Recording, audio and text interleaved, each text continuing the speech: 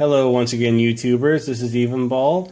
It is Thursday, July 24th, 2014, and I've got a whole lot of games here for you. At least 29 GameCube games and a lot more. I may have blacked out during all this shopping this week, but I'm going to show all of them to you here. So let's get started right away. Okay, I'm going to try to be brief with these games. This was an eBay lot I purchased.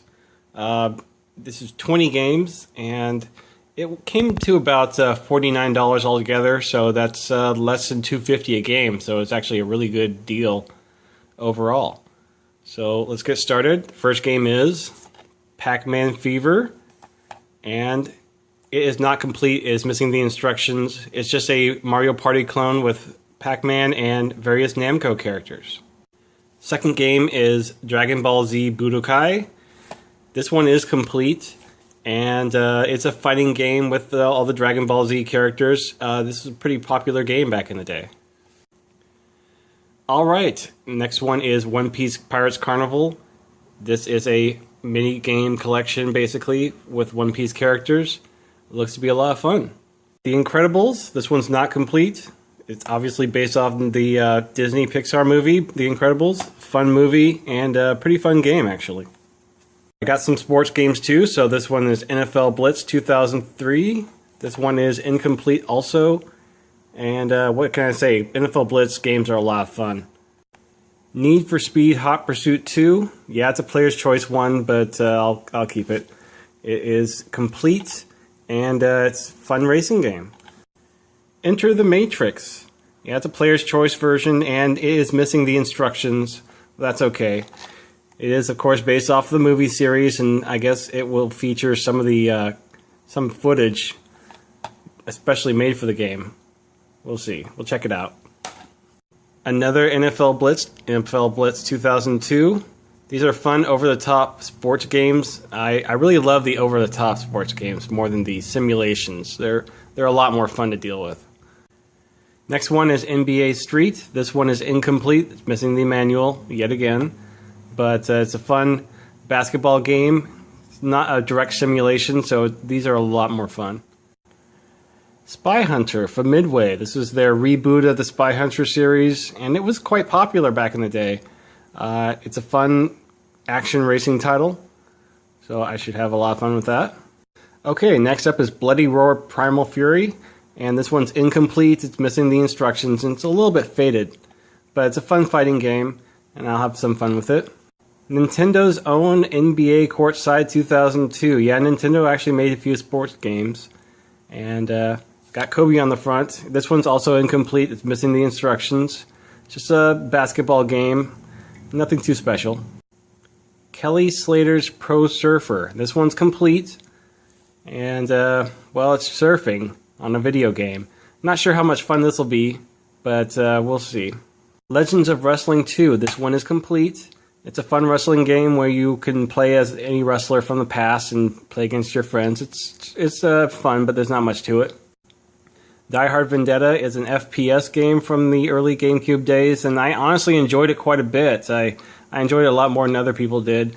It doesn't have the best graphics in the world, but it's actually quite a bit of fun. There's a few really good levels in it. NBA Street Volume 2.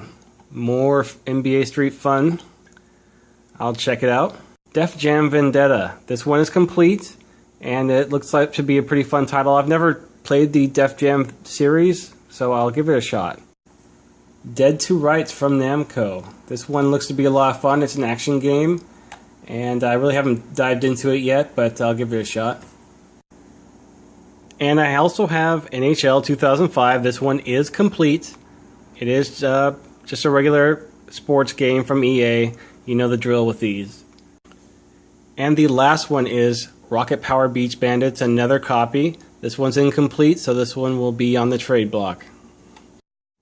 Okay, and I got a new system to play with, an Nvidia Shield, and this video card here so I can stream to it from my computer. Alright, I'm booting it up. The Nvidia Shield is an Android device. It's an Android device that plays Well, regular Android games and specially designed ones for the Shield that take advantage of the fact that it's got a built-in controller and 2 analog sticks. And it's very high quality. It's very nice. The only downside to it is a bit heavy. So lugging this thing around, it's not as portable as you want it to be. It's just a little bit heavy. But it's very nice and it runs very fast. It's got a very nice processor in there, a Tegra 4, and it's got a touch screen. And games look great on it. It also comes with Sonic 4 Episode 2 and Expendable. So it's going to be lots of fun. Well, it just so happens that the day before I went on my vacation, I went to my local Value Village and they had a whole bunch of games there. So I used my 30% off coupon and I got a bunch of games. So let's start off with Glover, a strange little platformer on the N64 from Hasbro of all places. Glover is quite a fun game. It's really bizarre. You're running around as a glove and you're grabbing all these inflatable balls. It's very, very strange, but it's a lot of fun so far. Alright, the next one is a popular action RPG, Alundra 2, for the PlayStation. What I've been playing of this so far, I've only had a little bit of time with it. It controls fairly well, and graphics are actually pretty good, and everything's very cinematic, so I'm enjoying it quite a bit so far. I will be trying to get into it a little bit further soon. Alright, the next game is Tales of Symphonia. This game I actually already had, but I thought, well, you know, with 30% off, this would be about $10. It's actually a pretty good deal. It's a lot less than what I paid for it originally. This game is a lot of fun. There is a HD remake on the PS3, so the price of this has gone down recently, but I may be able to get something good in a trade after a while with this one, so I decided to grab it anyways. Alright, next up we have Mario Party 6. Yeah, I finally got another Mario Party game. This is the second one I've gotten since I got Mario Party 3 for $6 a while back. But yeah, Mario Party games are a lot of fun. They're fun to play alone, and they're a lot more fun to play with a lot of people. So if I ever have more people around, I'll check it out. But it's still fun to play alone, so that's no problem. Okay, and to continue on with that, we have Mario Party 7. Yeah, more Mario Party fun. Lots of nice mini games. I have no complaints. This game's a lot of fun, what I've played of it so far. Okay, and I got one more Mario game here. Mario Kart Double Dash for the GameCube. And you know what? It's my second Mario Kart game. I love this game. It's pretty fun. It's not as great as Mario Kart 8 is, but you know what it can be. But I'm still having lots and lots of fun with it. It's a great looking game, and it's just very, very playable. So while I was on vacation this week, I went into a St. Vincent de Paul store and I found even more games. And these ones were only $3 each, all of them. And the first 7 I got with a 20% discount, so that was a really, really good deal. So the first game I got is Iron Soldier 3 for the PlayStation. Pretty common game. Well, what I played of it so far, it seemed somewhat fun. I mean, it has nice explosions and you're riding around in a large mech. But it's not really my cup of tea. Okay, the next game I got was Ape Escape for the PlayStation. A fun platformer where you're running around trying to collect all these escaped apes with a net and a laser sword. Very, very strange, but a lot of fun. And it's just classic platforming action. I really enjoy it. Alright, and I got even more GameCube games this week. Starting with Animal Crossing. Only $3, just like the rest. And this game's a lot of fun. I've just gotten into it just a little bit. I haven't had much time to get into this with all these games, but what I've seen of it so far has been great. And the next game is a Player's Choice Edition of Pikmin, the original Pikmin. Lots of fun. Very, very strange game, very strange atmosphere where you're pulling up these little Pikmin out of the ground and you use them to attack all these weird creatures while you're trying to gather up pieces of your spaceship. It's a lot of fun. Alright, among that pile of games, I also got a second Mario Kart Double Dash. Only for $3 plus a 20% discount on that. Not bad at all. And I also got a second copy of Paper Mario The Thousand Year Door. Again for $3. Great deal, great game.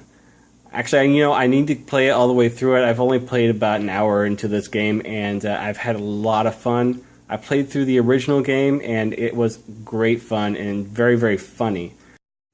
But it doesn't stop there. I got even more great deals. I got Zelda Collector's Edition, and this disc is pretty much in mint condition as well. And this is actually my second copy of this as well, so I got a whole bunch of doubles this weekend. It's been really, really good. Okay, and after that great score, I decided to go back there the next day and grab one more game, and that is Star Wars Battlefront 2 on the Xbox. Yeah, for some reason this one is kind of expensive. It's about a $30 game or so, but it's lots of fun, I can tell you that much, and the game looks great on the Xbox, so I have no complaints about it. The disc is a little bit rough. I really need to do a resurfacing on the disc. It has a hard time reading it, but other than that, everything's great about this game. Okay, I got a Contra 3 The Alien Wars for the Super Nintendo. I was really excited to see this one. It was only $15 at Value Village, and there's a little crack here, but that's not a big deal. I used a $3 off coupon to make it 12 bucks, so pretty good deal for this game. I love this game. It's just classic Contra action. You can do 2 players, and it's a lot of fun. It's just a great title for the Super Nintendo. Hey, I also found a complete in-box NES title, and it is Dr. Mario. A game that is actually pretty common to find in the box. It's not very expensive at all, but $8, that's a pretty fair deal for this. It's a fun Tetris-like game where you just throw pills into a jar and destroy germs. It's quite bizarre, but lots and lots of fun and great music. And I also got this Scooby Doo Jack's Pacific TV game. It's in pretty good shape. It has a cartridge slot on the back, but I can't really find any of those game keys. And the top of this, the joystick actually lights up whenever you turn it on, which is kind of neat. Yeah, it's a bunch of mini games starring the Scooby Doo gang, and actually the graphics are pretty nice on this. Games seem like a lot of fun, so I have no complaints so far. Okay, that is all for this week. I'm sorry I'm a little bit late in putting this video together, but as you can see, I had a whole lot to put together. Next week I'll be back with the last 2 weeks worth of games, and I'll probably be back another 2 weeks later because I'm going to be slowing down a little bit as I've really overspent this last week. Anyways, thanks for watching.